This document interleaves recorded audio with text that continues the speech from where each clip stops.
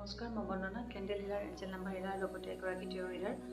যিহেতুকে আজি নিউ মুন, এই নিউ মুনত আমি কেইটামান সৰু সৰু টেকনিক কৰিব পাৰোঁ, যিখিনিৰে আমাৰ উইচ অতি সোনকালে মেনিফেষ্টেশ্যন হয়। প্ৰথমতে আমি বেলিভ টেকনিক কৰিব পাৰোঁ। বেলিভ টেকনিকৰ বাবে আপোনালোকে এখিলা তেজপাত ল'ব আৰু তাত আপোনালোকৰ যিটো আটাইতকৈ বেছি ইম্পৰ্টেণ্ট উইচ, সেই উইচটো তেজপাতকেইটাত প্ৰেজেণ্ট টেন্সত লিখিব।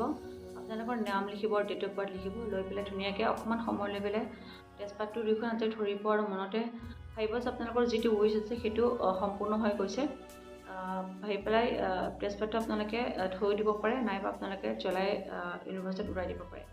ইয়াৰ পিছত আপোনালোকে পেপাৰ ফলিং মেথডো কৰিব পাৰে। পেপাৰ ফলিং মেথডৰ বাবে প্ৰথমতে আপোনালোকে এখন হোৱাইট পেপাৰ লিখিব, তাত আপোনালোকৰ যিকোনো 5টা উইচ লিখিব, যিকেইটা আপোনালোকৰ আটাইতকৈ ইম্পৰ্টেণ্ট হয়।